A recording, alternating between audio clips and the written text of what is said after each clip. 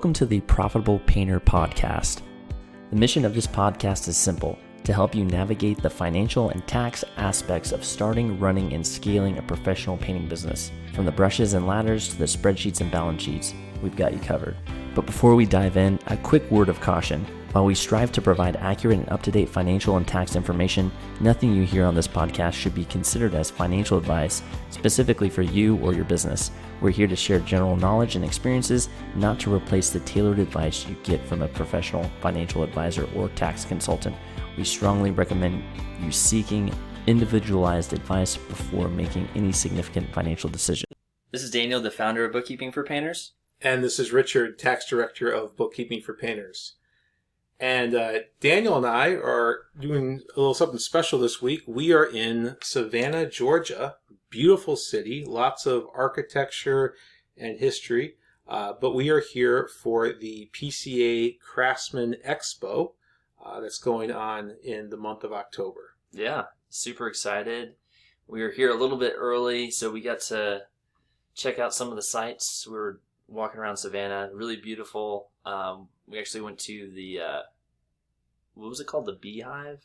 The Savannah Bee Company? The Savannah Bee Company. Got some honey, so I'm pretty excited about that. I'm a big honey enthusiast. Right. Our next company is going to be Beekeeping for Painters, right? No, that's just kind of an inside joke. But yeah, it's been a great time, gorgeous town, and hoping to see some more sites. But today we're going to be talking about how much can you sell your painting business for? I know most of us are working hard to grow our businesses, but we always kind of have in mind that eventually one day we might not want to do this anymore. We might want to think about what our exit strategy will be. And so we thought that we could talk a little bit about how you can value your business, the different types of things that go in towards, figuring out that value and making it worth more, and kind of give you an idea of what your painting business might be worth. Yeah, this is a common question that folks have. And, I've also thought of this in my own businesses, like, man, how much could I sell this for? It's usually at a point in my business where no one would want to buy it. It's when I think that question, like, how much can I get this? How much can I sell this thing for? It's usually in the low periods. So my opinion on this is it's cool to know how much you could sell your business for, and then we'll go through those. But my personal opinion is, I want to get it to the point where my business is so good that I don't want to sell it and I can just keep it as an asset forever. But everyone's situation is different, and so you might have a different situation than me. So we'll go through from things that I've seen other painting businesses, how they've sold their business, and some my personal experience, and just what's out there. So we'll go through. This is mostly suited for businesses under 10 million in revenue. So if you're under 10 million, we'll talk about the numbers related to that. Once you get past the 10 million mark, the numbers kind of change. The numbers get bigger. Like I think Netflix sells for like 40 or 50 times their earnings or something ridiculous. It's crazy numbers when you get into the tens of millions. Yeah. Well, I mean, companies like Netflix and Amazon, they've got so much speculation behind them that it pushes those PE ratios sky high. Generally speaking, and this is, taken with a grain of salt, publicly traded companies that have publicly available financials that have been, audited by a CPA, they tend to trade for about 16 times earnings. If you have a private company, there's more risk involved with a private company because the books are not as transparent, and there might be things involved that a buyer might not know. If you can pick up a private company for 7 to 10 times earnings, that tends to be a fairly good investment. Yeah. So at the level of 10 million and below, the factor that you should kind of expect if you're under 10 million in revenue is somewhere between 1 to 3 of bottom line net profit. So just as an example, if you had net profit of $100,000 in your business, you should expect to be able to sell it between $100,000 and $300,000. However, there's a whole bunch of caveats to that. So we'll go through some of the factors that would lead a buyer to want to purchase it more or less. Yeah, and I think the first factor we're going to talk about is your level of involvement, and this is where there's a big difference usually between painting businesses that are fairly new and well-established companies. It has to do with how much work do you have to do in your business each day. If you have a cash factory set up where you wake up and you make money and you don't have to do anything because all your systems are in place, all your key people are in place, and you're just able to collect, that's obviously going to be worth more than a business that requires the owner to do a lot of work, just simply because of the level of involvement there. Yeah. So if you just think about it from the buyer's perspective, they're wanting to get an asset. They're trying to buy an asset. And so most people who, and there's some exceptions with this, but most people are trying to buy an asset. Sometimes if they're trying to buy a really small business, maybe they're just trying to buy a job. But most folks that are looking to buy a business are trying to find an asset. So if they can buy something that they just buy and then they get cash flow from it, that's the ideal situation for most people who buy businesses. Now, there might be a different type of buyer that they're looking to just buy a kind of a job where they're willing to purchase a business and then work inside of the business. They might be willing to do that, but they're probably going to be paying less money for that. Yeah, so I think the bottom line is if you want to get the most for your business, then you need to be able to have it set up where whoever buys it does not need to be strongly involved day to day. That it can almost kind of run in the background on its own with minimal involvement, and that's going to make it more valuable. Yeah, and the next one is strong financial, a strong finance piece in your business. So basically, do you have books? Do you have bookkeeping being done? Are they audit ready? Because when you're going to sell your business, the buyer is going to have some due diligence period where they're going to dig into your books and make sure things, and maybe even have them audited so that they know that what they're buying is what they're getting. So you want to have a strong set of books and that everything is being done correctly and set up correctly. So you want to have a strong financial component. And you'll also obviously want to be able to provide to potential buyers, your financial statements, because that's kind of the big thing there is what's the top line revenue, what's the gross profit, what's the net profit, what kind of liquidity do you have, how much cash in the business, what's the solvency, how much debt do you have? All those questions will be answered through the financials. Sure, and strong financials increase a company's ability to apply for loans, to get capital, to possibly bring on future shareholders. And you can just imagine a potential buyer is going to be much more comfortable with a very clean balance sheet that clearly shows where all the assets are, what the liabilities are, rather than something that feels like it might be missing components. That's going to cause fear, and they're going to be less willing to pay you top dollar for your business. Yeah, absolutely. So we talked about level of involvement, the finance component. The third thing is repeat customers or recurring revenue. So this is basically when someone's buying a business, they want to be able to know that there is more revenue coming in the next month and the next month. So being able to show that you have a set of customers that you regularly reactivate through maybe you do quarterly reactivation campaigns or to reactivate those customers, those prior customers, and get them to buy again from you.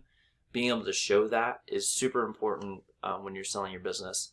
Or if you're more in the commercial space with painting, maybe you have a contract set up with your customers and you're doing some sort of regular maintenance or whatever the case may be. You have these contracts in place to show you have regular revenue coming in. Yeah, sure. If a potential buyer sees that you have a contract that guarantees a certain level of income for the next 3 to 5 years, they're going to be more willing to give you more money because there's less risk. They're getting this guarantee that even if other things go poorly, there's this contract in place, and that's very valuable. So if you have one of those, don't underestimate its value. Make sure that you get paid for having that contract. Yeah. So if you are not regularly reactivating your customers and you're looking to sell your business, definitely look into how you can do that, because your customer list is, especially for painting businesses that have been around a while, a lot of those customer lists get ignored, and they're always just looking for the new customers. But don't ignore those old customers. Re-engage with them and get a process started where you're regularly reactivating them. That will get you more revenue in the door and also make your business more sellable. So the next thing we got is how you actually get new customers. So you talked about reactivating the old customers and keeping those contracts going. Now we're going to talk about how you get new customers. And when we think about our advertising and our marketing, we want 5 different ways to make $1, so that if something no longer is working as well as it used to, we have backups. We don't want to put all of our eggs in one basket. Daniel, you had a good example of maybe we're doing all of our advertising on Facebook and it's been very successful. What if Facebook shuts down one day? I mean, it might not be likely, but they could change the way the algorithms work. They could change their pricing structure so it's no longer a smart idea or no longer competitive. We don't want to be dependent on only one source of marketing. We want to have 5 or 10 different ways to get a customer. And so if we can show a potential buyer that our eggs are not in one basket, that we have redundancies in place, that again drops the level of risk so that they might be willing to pay more. Yeah, absolutely. So that's item number 4. Item number 5, in terms of ways you can improve the sellability of your business, is the actual assets that you have in the business. So assets meaning those items, whether they be equipment or vehicles. What are the actual assets that you have in your business? The more assets you have in your business, the more that a potential buyer will actually pay you for it. Yeah, and when you think about assets, those are almost like on a dollar for dollar basis.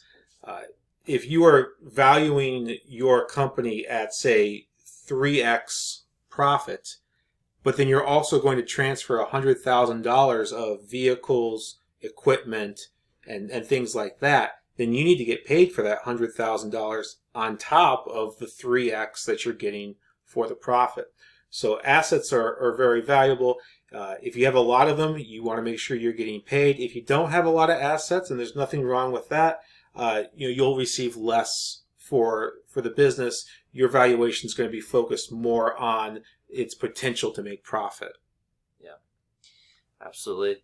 So item number 6 is your team, the team that you have in place. So this is kind of related to your level of involvement, which was the first thing.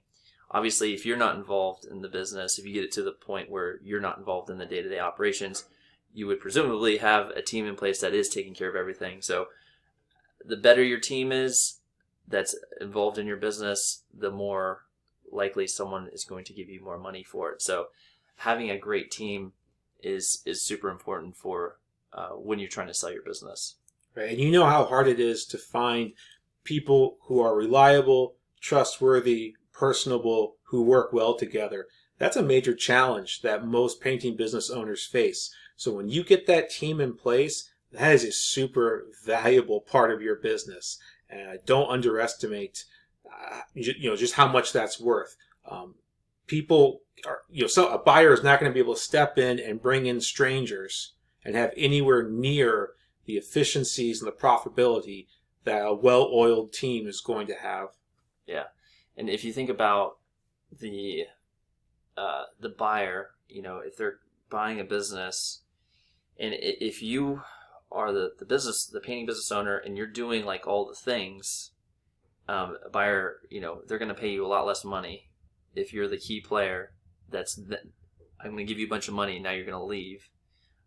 It's you just left them with all this mess to handle. So, but if you have a team in place that there's, and you're coming out of the business and you're going away, but you still have this outstanding team in place, someone's going to give you a lot more money for a situation like that because they know that things are going to be handled.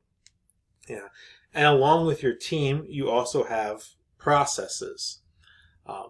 Processes that you have spent many years developing, figuring out best practices, the most efficient ways of doing things so that you're cutting down on your admin time, you're cutting down on your labor, you're reducing your waste. These processes are very valuable, and it's not something that a buyer can go and pick up off the shelf. It's something that has to be created and cultivated. So again, processes are a very valuable part of your business. Yep, absolutely. And this is why franchises exist. A lot of folks who buy a franchise, they a lot of times are just kind of buying the processes and sometimes in the branding as well. But processes are a big part of why people invest in franchises, because the franchise gives you, hey, here's how to do all the things that we do step by step, so you can take that and run with it. So having a good set of processes in your business will make it a lot more sellable. Absolutely. And then finally, we want to talk a little bit about cash flow and profitability. So this is really going to come into play when we're figuring out, are we going to be on the 1x side, or are we going to be on the 3x side, or possibly even higher? The number one thing a buyer is going to look at is how much cash does this business make? How profitable is it? They are investing for a reason. They are giving up current dollars to make more future dollars. So they want to make sure those future dollars are going to be there. So Daniel, what do you think are some of the things that we should be focusing on as far as cash flow? Yeah, I think cash flow, if you're a residential repaint painting company, your cash flow should be pretty dialed in. You should be getting paid pretty frequently, probably taking a deposit, getting paid after the job's done, and the job's are only taking a week, maybe two. So your cash flow should be really solid. Your bank account is increasing every month. That should be your cash flow situation. Now, if you're more on the commercial side of things, your cash flow is probably not as strong. So you'll have to have, if you're trying to sell, you'll have to have strong cash flows either way. So you'll have to kind of figure that out with commercial. You'll either have to balance it out with residential, or have some sort of structure in your business so that you're getting working capital somewhere, whether it's you're getting financing to cover the gap between when you finish the work and when you get paid, 90 days later, or whatever the time frame is for the commercial side. You'll have to have that figured out, and that system proven, so that the new buyer coming in is confident that the cash flow is going to keep coming in every month, and they don't have to worry about being crunched for cash. Yeah, then profitability being kind of the other side of that. Are we hitting our gross profit goals? Are we keeping our overhead low enough so that there is money available for owners' distributions? That's going to be something that a buyer is really going to be looking at. And that's something that we can work on just by becoming more efficient, maybe keeping a closer eye on the numbers, finding those areas we can kind of trim the fat, so to speak.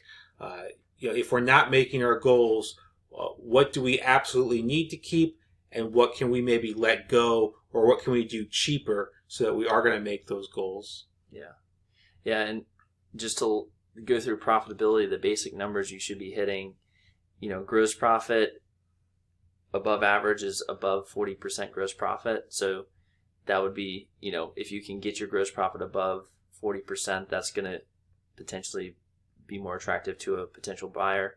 And then for bottom line profitability, if you're not involved in the business at all and it's just running without you, the target there would be 15% net profit. So 15% for that situation. If you're involved in the business, if you're the salesperson, let's say you're the salesperson, the operations and you're also the business owner, you should be closer to 30% net profit or cash flow to owner. So those are some numbers to work with to evaluate your profitability. Yeah. So I think, these 8 factors, these are really good factors. Even if we're not trying to sell our business, these are all things that we can work on to make our businesses stronger and help them to grow. But if you are trying to figure out how you can get the most for your business, these 8 things. Maybe we just go over them real quick one more time. The level of involvement, how much work you're actually having to do each day. Are your finances audit ready? Are your books in shape? That's going to give easy access to capital. It's going to make buyers feel more comfortable. Do you have repeat customers or contracts in place so that we are ensuring future revenue throughout the years? Number 4 is, how are you getting your customers? Do you have many different lines of advertising and marketing, or are you kind of stuck with all of your eggs in one basket? Number 5 is the assets in your business. Those are going to be worth pretty much dollar for dollar. The more assets you have, the more valuable or the more you should sell your company for. 6 is your team. If you've got a rock star team that works well together, they are going to be more efficient and they're going to be a lot more attractive for a potential buyer. 7 is your processes. Are you cutting down on your admin time, or are you keeping your costs low because you've got this down? And then 8 is, what is your cash flow and profitability? I kind of like the 8 is last because that really is the bottom line, right? What is your profitability? What is your bottom line? Does the business generate cash? And that's going to be probably the number one thing a potential buyer is looking at. Yeah, and if you get to the point where you are at, like, let's just say you have a $3 million business and you've looked at these 8 things and you're not involved in the business, you've got to the point where you have a sales team, you have production managers, you have a strong finance component that your books are being taken care of, you have regular customers that are buying from you, you get your customers from different places, you don't have all your eggs in one basket, you have assets in the business, you have a great team, great processes, and you're profitable, and you're making strong profits. Let's say you're doing 10% profitability, net profit on a $3 million business, which would be $300,000 a year. I mean, that's a pretty good situation. I don't know if you actually get your business to that level. Yeah, you might be able to get 3 or maybe even higher, 3 or more times your bottom line profit. But if you're in that situation where you're making all that money and you have such a great business, I don't know. My opinion is, don't sell. Hold that asset and just keep making cash flow off of it. Because the people that are the most wealthy in the world are the ones that have assets that are paying them every day while they sleep. So that's kind of my opinion. But we did want to kind of go through these factors and kind of give you an idea of what you could sell your painting business for if you did want to. Right, because sometimes things come up that are unfortunate, and we don't have a choice. But I agree, Daniel. If you get your business to this point, you're probably not going to want to sell it, or you're not going to want to maybe get out completely. Maybe you choose to take a reduced role in it. But yeah, hold on to what you've built. You've worked hard to make this, and it was not easy. So don't be too quick to let that go. And if you do have to let it go, make sure that you get what it's worth, because it is very valuable, and you need to be rewarded for all the effort that you've put into it. Yeah, absolutely. And we'd love to hear your feedback on this episode. What are your questions? Have you sold your painting business? You're thinking about selling your painting business? Love to hear your thoughts on that. If you want to go to Facebook and type in Grow Your Painting Business, join the private group, and we'd love to hear from you. Yeah, absolutely. We appreciate you listening, and we will see you on the next episode.